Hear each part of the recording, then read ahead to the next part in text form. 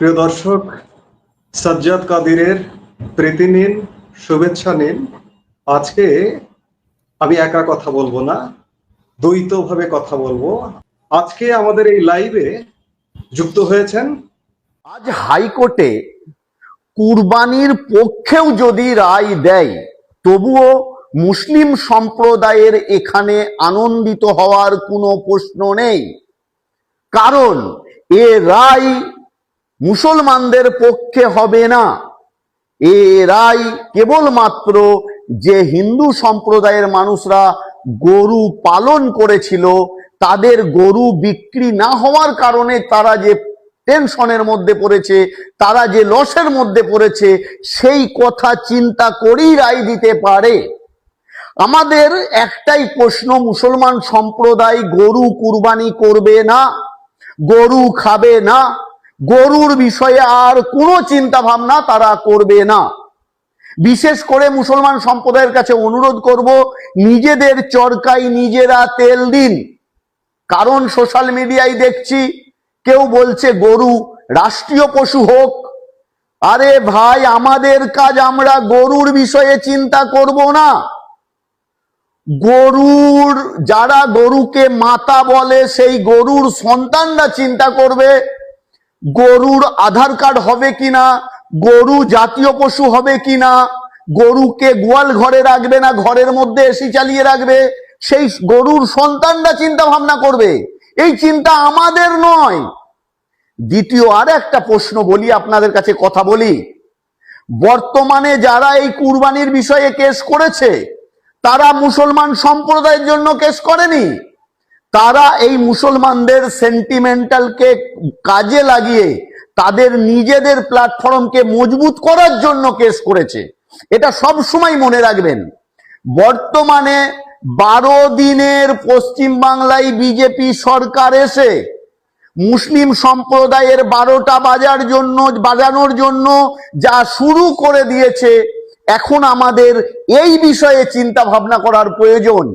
এখানে Trinamool, Congress, BJP, CPM, এখানে দেববন্দি, আহলে হাদিস, ফুরফুরা, তবলিগ জামাত, এসব ভেদাভেদ ভুলে গিয়ে সকলে এক হয়ে এই মুসলিম বিরোধী সরকারের বিরুদ্ধে আন্দোলন করার জন্য তৈরি হন, প্রস্তুত হন। এ লড়াই অনেক বড় লড়াই হবে। তাই আপনাদের কাছে অনুরোধ করব, এই সামান্য বিষয় নিয়ে আপনারা পথভ্রষ্ট হবেন না। কারণ বর্তমানে কেবলমাত্র এই সরকার 12 দিনের সরকার, এখনো 4 বছর 11 মাস 18 দিনে মুসলিম সম্প্রদায়ের ওপরে কি কি নির্যাতন করবে তা চিন্তার বাইরে। তাই আপনাদের কাছে অনুরোধ করব, সমস্ত মুসলিম সম্প্রদায় এক হয়ে লড়াইয়ের জন্য প্রস্তুত হন, আন্দোলনের জন্য প্রস্তুত হন। কারণ আগে আন্দোলন বা লড়াই অনেক দীর্ঘ হবে, অনেক বড় লড়াই লড়তে হবে। আসুন, এই ভিডিওকে আপনারা বেশি বেশি করে সকলের মাঝে পৌঁছে দেন, আর আমার এই পেজকে বেশি করে ফলো করুন। কারণ আমি সর্বদা সত্য কথা বিনা ভয়ে মাথায় কাফন বেঁধে আপনাদের সামনে রাখি, কারণ মৃত্যুর ভয় আমার নেই।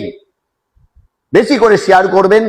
ভারতে গরু জবাই নিষিদ্ধ করার যে আইনটি পাশ করা হয়েছিল, এই আইনে মূলত তারা 2টি প্ল্যান এখানে করে রেখেছিল। প্রথম প্ল্যান ভেস্তে যাওয়ার পরে এবার তারা দ্বিতীয় প্ল্যানে পা দিচ্ছে। এখন প্ল্যান এ কি ছিল আর প্ল্যান বি কি ছিল, এটা একটু বোঝা দরকার। আসেন আমরা এটা একটু বোঝার চেষ্টা করি। এখানে খুব ইন্টারেস্টিং বিষয়। তাদের প্ল্যান এ ছিল যে সেখানে মুসলমানদের গরু কুরবানি করতে দেবে না। এখানে কিন্তু কোনো ধর্মীয় বিষয় জড়িত ছিল না। পরিষ্কার করে শুনেন, ভারতে যে গরু কুরবানি নিষিদ্ধ করা হয়েছে বা গরু জবাই নিষিদ্ধ করা হয়েছে, এটা কোনো ধর্মীয় ব্যাপার নয়। এটা স্রেফ একটা লোক দেখানো ধর্মকে এখানে ব্যবহার করা হয়েছে। ভারতে কি গরু জবাই করা হয় না? শুভেন্দু অধিকারী কি গরুর মাংস খায় না? অবশ্যই খায়। এই শুভেন্দু আমার সামনে কুরবানির দিনে 1 বাটি না 2 বাটি না 3 বাটি গরুর গোশত খেয়েছে। 3 বাটি। পশ্চিম মেদিনীপুরে শাহাবুদ্দিনের বাড়িতে। শুধু তাই নয়, আপনারা পিলে চমকে যাবার মতো একটি তথ্য আপনাদেরকে দিচ্ছি। ভারত বর্তমানে পৃথিবীর চতুর্থ বৃহত্তম গরুর মাংস রপ্তানিকারক দেশ। আশ্চর্য হচ্ছেন? কোন কোন তথ্য বলছে যে চতুর্থ নয়, তারা দ্বিতীয় বৃহত্তম দেশ যারা বিদেশে গরুর মাংস রপ্তানি করে। প্রথম কাতারে রয়েছে ব্রাজিল, ব্রাজিলের পরে অনেকেই বলছে মার্কিন যুক্তরাষ্ট্র, অস্ট্রেলিয়া, এর পরেই ভারতের অবস্থান। কিন্তু ডেটা কি বলছে? গত 2023 এবং 24 সেশনে ভারত কত কেজি, কত লাখ টন গরুর মাংস রপ্তানি করেছে? 4,20,00,000 টন গরুর মাংস তারা রপ্তানি করেছে, এবং প্রতি বছর এভারেজ তারা এই গো মাংস বাইরে রপ্তানি করে 42,000 কোটি টাকা তারা বৈদেশিক মুদ্রা অর্জন করে। চিন্তা করতে পেরেছেন? তাহলে গরু কি সেখানে জবাই হয় না? সেখানে কিন্তু গরু তো আস্তা গরু তো পাঠানো হয় না, গরু জবাই করে সেই গরুর মাংসগুলো প্যাকেটজাত করে তারপরে পাঠানো হয়। তাহলে গরু জবাই সেখানে নিষিদ্ধ হলো কি করে? নিষিদ্ধ নয়। ওই যে বললাম, এটা মূলত ভারত তার প্রথম প্ল্যান ছিল যে মুসলমানদের গরু কুরবানি করতে না দিয়ে এই গরুগুলোকে একটু বড় করতে দিয়ে, অর্থাৎ আপনারা খেয়াল করবেন কিন্তু যে সেখানে যে আইনটি করা হয়েছে, আইনে বলা হয়েছে যে গরু জবাই করতে হলে যথাযথ কর্তৃপক্ষের অনুমতি নিতে হবে এবং গরুর বার্থ সার্টিফিকেট অনুযায়ী 14 বছর সেই গরু লালন পালন করতে হবে। বুঝতে পেরেছেন? 14 বছর, মানে একদিকে যেন 2-3 বছরের গরু কেউ জবাই করে কুরবানি করতে না পারে, পাড়ার কসাইয়ের দোকানদাররা যেন গরু জবাই করতে না পারে, যেখানে সেখানে গরু যাতে জবাই না হয়, তারা এই পুরা গরুটা এই যে শর্ত দিয়ে, কঠিন থেকে কঠিনতর শর্ত দিয়ে গরু বড় করবে, বড় করে বড় বড় বিগ বিজনেসম্যানদের কাছে এই গরু বিক্রি করতে সেখানকার খামারিদেরকে তারা বাধ্য করেছে এই আইনের মাধ্যমে। অর্থাৎ খামারিরা আর মুসলমানদের কাছে বা খুচরা পর্যায়ে তারা গরু বিক্রি করবে না। তারা একটা গরু কিন্তু প্রচন্ড এক্সপেন্সিভ গরু পালা, তো এরকম খরচ করে করে 14 বছর কে খরচ করবে? প্রতি বছর একটা গরুর পিছনে কত খরচ হয় এটা গরু যে পালে সেই বুঝতে পারে। তো এরকম পালতে পালতে ধার দিনা করে আপনি পালবেন, পালার পরে এই গরুটা আপনি বড় বিগ বিজনেসম্যান যারা এই যে গোমাংস রপ্তানি করে তাদের কাছে আপনি বিক্রি করবেন কম দামে, তুলনামূলক কম দামে। একটা গরু কুরবানির ঈদে যে দামে বিক্রি হয় ওই বিগ বিগ বিজনেসম্যানদের কাছে গেলে আপনার সেই দাম আপনি পাবেন না। 14 বছর ধরে রাখলে তো ওটা পাবেনই না। তাহলে একদিকে তাদের কৃষকদেরকে, খামারিদেরকে ক্ষতিগ্রস্ত করে তারা এই যে রাষ্ট্র এখানে ফুলে ফেপে বড় হবার জন্য এবং মূলত আন্তর্জাতিক বাজারটা ধরার জন্য, অর্থাৎ তার এখন উদ্দেশ্য সে এখন প্রথম হবে, ব্রাজিলকে টপকে প্রথম পর্যায়ে সে চলে যাবে, এই তার প্ল্যান এ ছিল। তাহলে আইন করে দিলে গরু আর বিক্রি হবে না। সেখানের হিন্দু খামারিরা তারা ধর্মের, যেহেতু এখানে ধর্মকে সামনে আনা হয়েছে, ধর্মকে ব্যবহার করা হচ্ছে, ধর্মকে মানুষের সামনে বল হিসেবে, গুটি হিসেবে দেওয়া হয়েছে হিন্দুদের সামনে, ভেবেছিল যে তাহলে হিন্দুরা স্বাভাবিকভাবেই এটা গিলবে। কিন্তু যার পেটে ক্ষুধা সে ধর্মের কাহিনী কতক্ষণ শুনবে? তাহলে তার এই প্ল্যান এটা ভেস্তে গেছে। সেখানে যখনই এই নিয়মটা করা হয়েছে মুসলমানেরা আর গরু কিনতে যায় নাই। গরু কিনতে না যাওয়ার কারণে হিন্দুরা বিক্ষোভ শুরু করেছে, তাদের মাথায় হাত উঠেছে, কান্নাকাটি করছে, অনেকেই আত্মহত্যা করে ফেলেছে ইতিমধ্যে গরু বিক্রি করতে না পেরে। কারণ এই গরু খুচরা এবং বিভিন্ন মহাজনদের কাছ থেকে, লগ্নিকারী প্রতিষ্ঠানদের কাছ থেকে, ছোট বড় বিভিন্ন মাঝারি বিভিন্ন ধরনের লোন নিয়েছে, লোন নিয়ে গরুর খাবারগুলো কিনেছে। কুরবানির ঈদে গরু বিক্রি হবে, সেই বিক্রির টাকা দিয়ে ঋণ পরিশোধ করবে আর বাকি লাভের টাকা দিয়ে আবার কিছু গরু কিনবে এবং বাকি সংসার চালাবে। এটা ছিল এখানকার মানুষের নিত্য নৈমিত্তিকর ঘটনা। প্রতিদিন এইটা বছরের পর বছর ধরে এটা চলে আসছে। কিন্তু এই জায়গায় হিন্দু খামারিদের এই পরিকল্পনায় পেরেক ঠুকে দিয়েছে এই শুভেন্দু আর মোদি। মূলত মোদির প্ল্যান বাস্তবায়ন করেছে শুভেন্দু। এইবার যখন হিন্দুরা প্রচন্ডভাবে খেপে গেছে, খেপে যাওয়ার পরে তো এখন বিপাকে পড়েছে না শুভেন্দু, প্রচন্ড বিপাকে পড়ে গেছে। তাহলে এখন বাধ্য হয়ে তাকে প্ল্যান বিতে যেতে হচ্ছে। আর প্ল্যান বিটা কি? প্ল্যান বিটা আরো ভয়াবহ। এখানে সব মিলেই বিপদটা এসে মূলত ওই হিন্দু খামারিদের উপরেই পড়ছে। ভারতের কলকাতার আমার হিন্দু ভাই ও বোনেরা, আপনারা যদি আমার এই ভিডিও শোনেন, আপনারা একটু ভালো করে লক্ষ্য করেন, ধর্ম এখানে নাথিং। এখানে শুধুমাত্র ধর্ম বিদ্বেষ ছড়িয়ে আপনাদেরকে ক্ষতিগ্রস্ত করার জন্য এই কাজটি করছে। যেমন আমি আরেকটা, ওই ঘটনায় যাওয়ার আগে আরেকটা উদাহরণ আপনাদেরকে দিই। এই যে ভারতে মাইকে আজান দেয়া নিষিদ্ধ করলো, এই আজান দেয়া নিষিদ্ধ করার কারণে ক্ষতিগ্রস্ত কি শুধু মুসলমানরাই হয়েছে, না আপনারাও হয়েছেন? আপনারা হয়েছেন না? কারণ এখানে বলা হয়েছে সাউন্ড পলিউশনের কথা। তো সাউন্ড পলিউশন আজানে যদি হয়, তাহলে এই যে মন্দিরে গির্জায় যে ঘন্টা ধ্বনিগুলো বাজানো হয়, ঢোল তবলা এগুলো যে বাজানো হয়, সাউন্ড পলিউশন হয় না? তাহলে আপনি সাউন্ড পলিউশনের কথা বলে ওখানে কিন্তু ওই আইনের ভিতরে এইটাও বলে দিতে হয়েছে, তাদের বাধ্য হয়েছে। কারণ আপনি সাম্প্রদায়িক বীজ যখন আপনি আপনার ভিতরে লালন করবেন, তখন মুসলমানদের মসজিদে মাইকে আজান দেয়া শব্দ দূষণ করছে, এটাও নিষিদ্ধ। আবার উচ্চ স্বরে গান বাজনা ঢোল তবলা এগুলো বাজানোও নিষিদ্ধ, এটা করতে হয়েছে। তাহলে কি হলো? আপনাদের যে ধর্মের প্রধান অনুষঙ্গ ছিল হিন্দু ধর্মের, সেখানে গান বাজনা ঢোল তবলা খোল মৃদঙ্গ এইগুলো বাজানোর যে একটা রেওয়াজ ছিল, এইখানে কিন্তু একটা কড়াকড়ি আরোপ করা হলো। তাহলে মুসলমানদের পাশাপাশি এই প্রভাবটা কিন্তু আপনাদের উপরে যেয়ে পড়লো। আর একটা বিষয় লক্ষ্য করুন, বলা হলো রাস্তায় নামাজ পড়া যাবে না রাস্তা বন্ধ করে।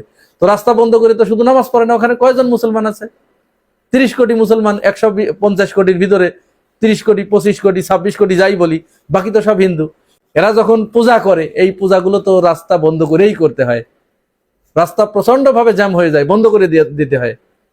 তাহলে আপনি যখন মুসলমানদের নামাজ রাস্তা বন্ধ করে পড়া নিষিদ্ধ করলেন, একই সাথে আপনাকে এটাও বলতে হয়েছে যে পূজাও, যে কোনো ধর্মীয় উৎসব রাস্তা বন্ধ করে করা যাবে না। তার মানে আপনার ধর্মীয় উৎসবেও কি পেরেক ঠুকলো না?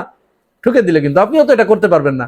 যাই হোক, এবারে আসেন ওই যে প্ল্যান বি তে তারা যে গেছে, এখানেও কিন্তু ক্ষতিগ্রস্ত আপনারাই হচ্ছেন। প্ল্যান বি হচ্ছে তারা ভারতে গরু কুরবানি করতে দেবেই না। এখন কি করছে? শুভেন্দু অধিকারী এই ছোট ছোট খামারিদেরকে বা এখানে কিছু ফরিয়া বা দালালদেরকে ঠিক করে দিয়েছে। তারা কি করছে?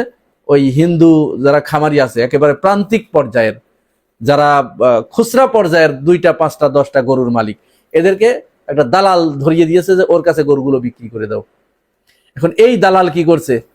20 জন 30 জন 50 জনের গরু কিনে তারা রাতের অন্ধকারে এই বাংলাদেশের চাঁপাইনবাবগঞ্জ সীমান্ত দিয়ে রাতের অন্ধকারে গরুগুলো বাংলাদেশে পাচার করে দিচ্ছে। দেখুন, একটু দেখাই।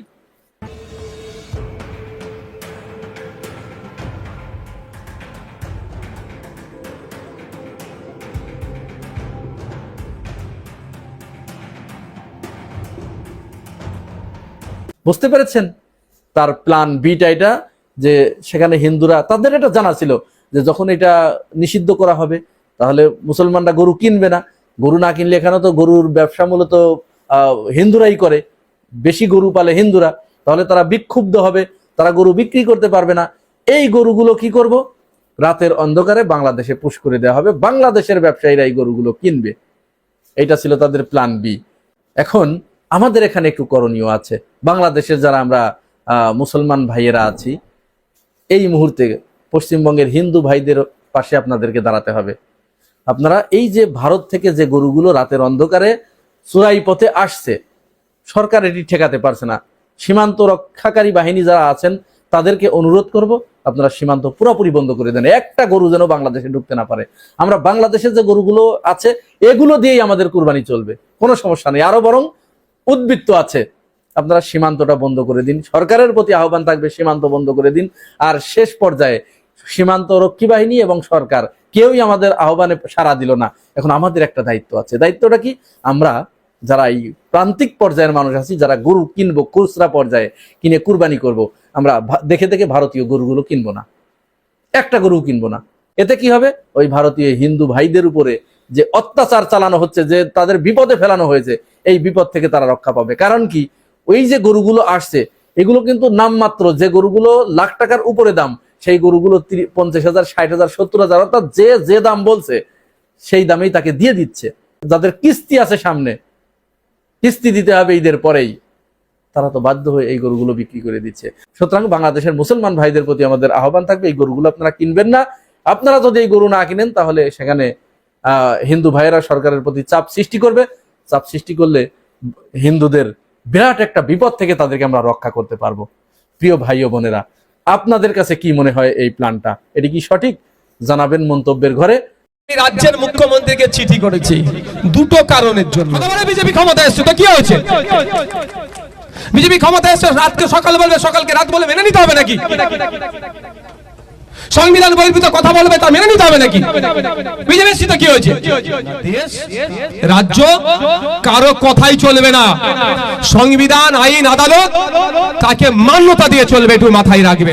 সমাজের মানুষরা বলছে আমরা এবারে গরু জবাই করব না, প্রতিজ্ঞা নিয়ে নিয়েছে।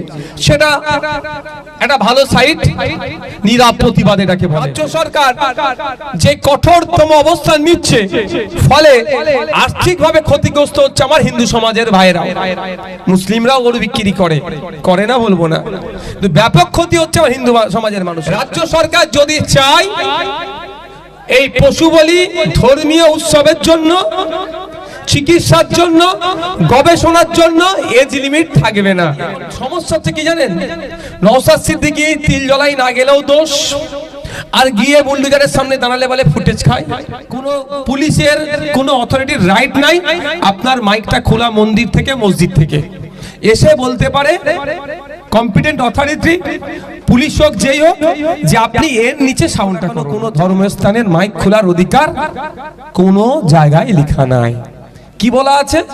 4টে জোনে ভাগ করেছে সাউন্ডকে। যদি এই ধরনের কোনো ঘটনা থাকে যে অমুক জায়গায় মসজিদ থেকে, মন্দির থেকে, গুরুদুয়ারা থেকে জোর করে মাইক খুলে নিয়েছে, উপযুক্ত প্রমাণ নিয়ে আমাদের কাছে জানান।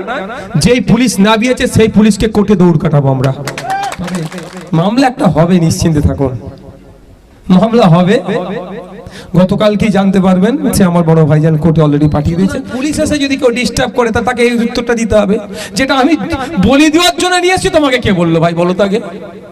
তোমাকে ডিস্টার্ব করছো, যখন বলি দেবো আইনত অপরাধ করলাম 14 বছরের নিচে। দুটো বিষয়ে কথা বলবো ভাই, দুটো বিষয়ে কথা বলবো। একটা হচ্ছে কোরবানি, একটা হচ্ছে কোরবানি বিষয়, একটা হচ্ছে মাইকে আজান বিষয়। কোরবানি বিষয়ে 1950 সালে একটা আইন হয়েছে। সে আইনে বলা আছে 6টা সম্ভবত পশুকে উল্লেখ করে যে এই পশুগুলো এজ দেওয়া আছে, এর ওপরে জবা করতে পারবে, পশু বলি দিতে পারবে, কুরবানি দিতে পারবে, তার নিচে পারবে না। যেহেতু আইন আছে, আইনের মান্যতা দিতে হবে, আইনের বাইরে যেতে পারবেন না। কিন্তু ওই আইনের 12 নম্বর সেকশনে একটা ছাড় দেওয়া আছে। রাজ্য সরকার যদি চায় এই পশু বলি ধর্মীয় উৎসবের জন্য, চিকিৎসার জন্য, গবেষণার জন্য এজ লিমিট থাকবে না।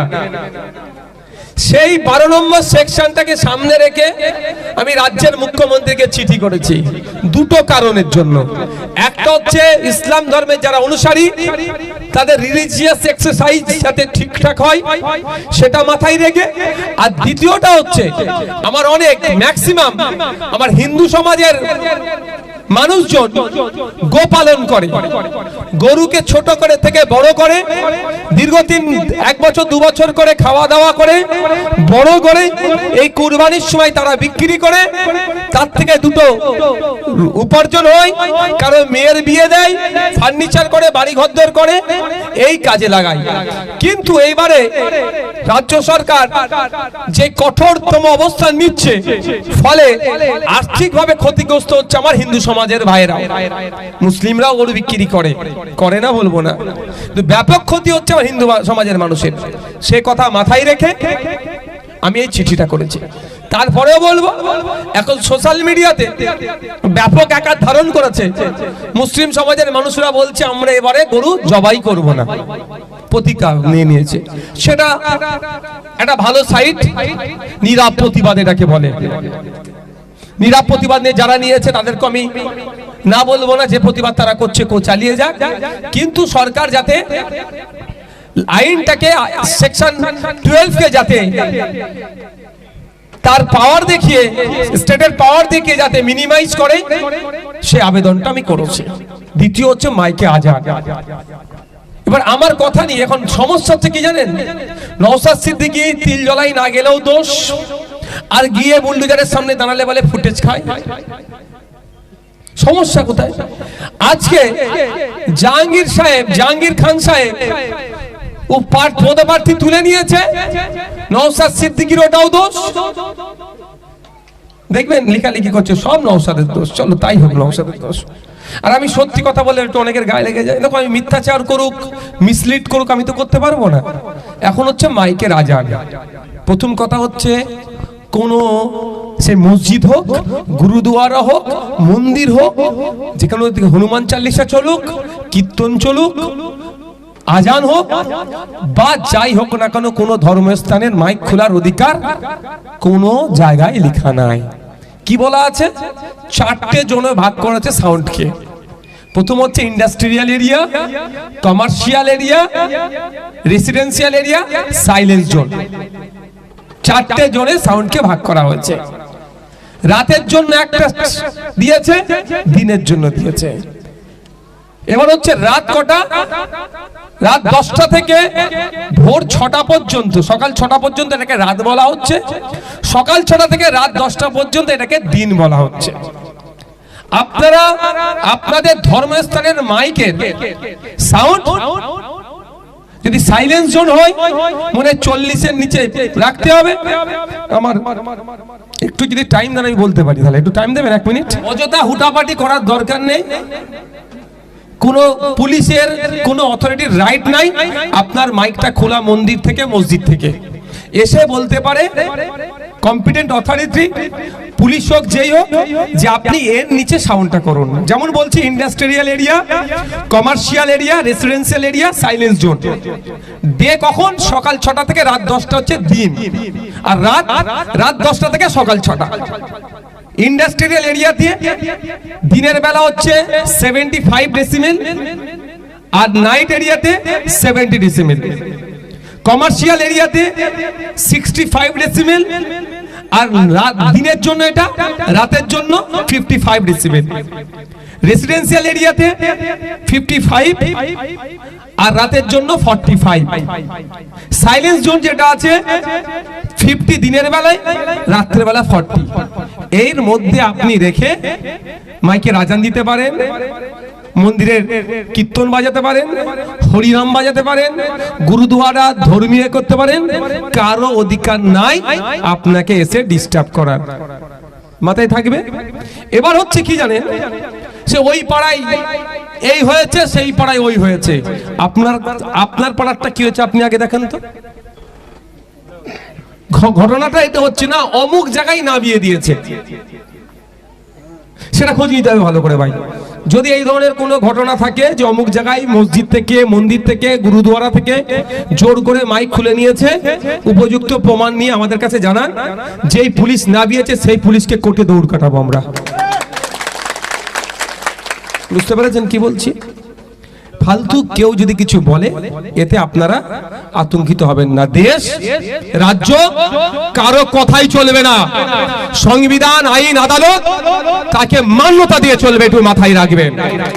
হতে পারে বিজেপি ক্ষমতা এসছে তো কি হয়েছে? বিজেপি ক্ষমতা এসছে, রাতকে সকাল বলবে, সকালকে রাত বলে মেনে নিতে হবে নাকি? সংবিধান বহির্ভূত কথা বলবে, তা মেনে নিতে হবে নাকি? বিজেপির সাথে কি হয়েছে? হ্যাঁ, যেটা সংবিধানের গণ্ডির মধ্যে থেকে বলবে মানতে সেটা বাধ্য। আজকে গণ্ডির মধ্যে আছে সাউন্ড, আমাদের যেটা পলিউশন কন্ট্রোল বোর্ড আছে তার নির্দেশিকা যেটা আছে তার মধ্যে বলবে মেনে নেব। তাহলে মাথায় থাকলো কোনটা কোন জনের জন্য কতটা লাগবে। শুধু যত যা পারছে আপনাকে আমাকে ভয় দেখানো হচ্ছে, আতঙ্কিত করা হচ্ছে, অহেতুক আতঙ্কিত করে আপনাকে আমাকে চুপ করে উত্তেজিত করতে চাইছে, উস্কানি মূলক কথাবার্তা বলার চেষ্টা করছে। তাতে আমি জড়াবো না। আমি চলবো কোথায়? গাইডলাইনের উপরে, নির্দেশিকার উপরে। আমি নির্দেশিকার বাইরে চলবো না। এবার মনে হয় যদি এটা ভুল আছে, তার জন্য কোর্ট আছে, আপনি কোর্টে যান, চ্যালেঞ্জ করুন। কি বলেছি বুঝে আসছে না? এখানে 40 ডেসিবেলটা বলা উচিত হয়নি, 50 করা দরকার ছিল। যদি মনে হয় এটা, তার জন্য কি চ্যালেঞ্জ করতে হবে? তার জন্য এখানে কেউ বলতে আসলে তাকে আটকে রেখে স্লোগানিং করলে কিচ্ছু লাভ হবে না। তার জন্য আপনার রাইট আছে, আপনি কোর্টে চলে যান, গিয়ে চ্যালেঞ্জ করুন।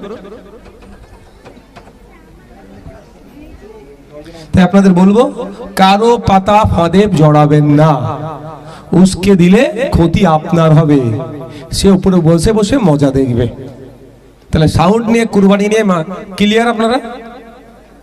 যেহেতু আইন হয়েছে 14 বছরের নিচে দেওয়া যাবে না, এবার এই আইনটাকে চ্যালেঞ্জ করতে হবে। আমি আমার আইনজীবীদের সাথে কথা বলেছিলাম, এই আইনটা 1950 সাল থেকে হয়ে আসছে। 2018 একটা মামলা হয়েছিল যে এখনই মামলা করলে রিলিফ পাওয়া যাবে না, তবে মামলা একটা হবে, নিশ্চিন্তে থাকুন, মামলা হবে। গতকাল কি জানতে পারবেন সে আমার বড় ভাইজান কোর্টে অলরেডি পাঠিয়ে দিয়েছে, কিন্তু সম্পূর্ণরূপে রিলিফ শর্ট টাইমে হয়ে উঠবে না। তাহলে আইনকে আপনাকে আমাকে মান্যতা দিতে হবে, আইনের ঊর্ধ্বে ভাই কেউ নয়। তবে একটা কথা এটাও বলে রাখি, বাজার থেকে কেউ একটি গরু নিয়ে আসছে, পুলিশ তাকে ধরে এই তুই একে জবাই করবি, বলি দিবি, আটকে দেবে, এটাও পুলিশের রাইট নাই।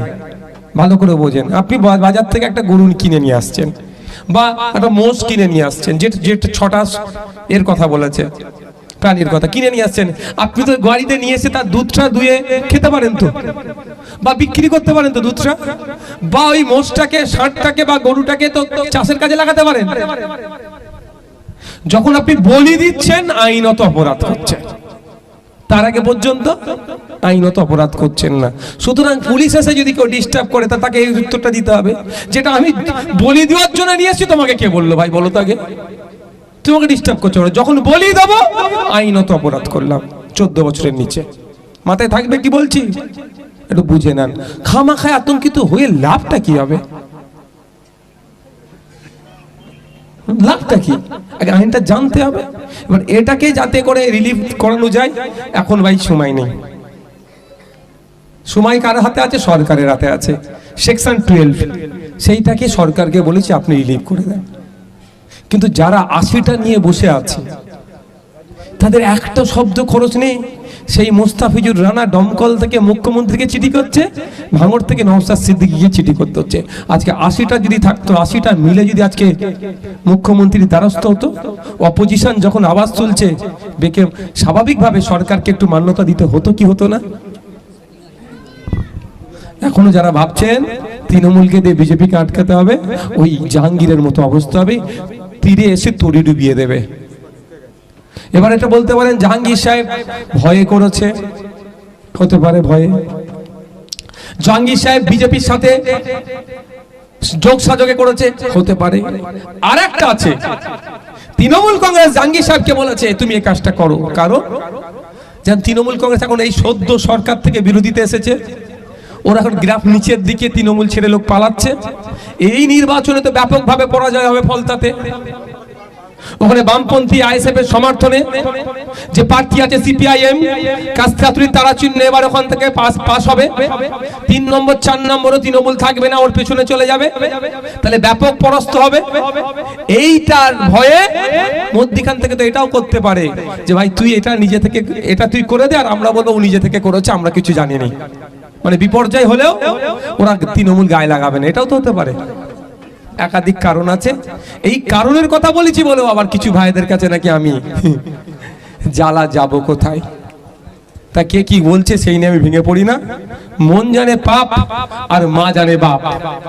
আমি কতটুকু সমাজের জন্য, হিন্দু মুসলমান খ্রিস্টান জৈন আদিবাসী নির্বিশেষে মানুষের জন্য কাজ করছি আমি জানি, আর যতটুকু আপনারা জানতে পাচ্ছেন মিডিয়ার মাধ্যমে অতটুকু। আর অন্যদের দেওয়া সার্টিফিকেট নিয়ে আমি ভেঙে পড়ি না।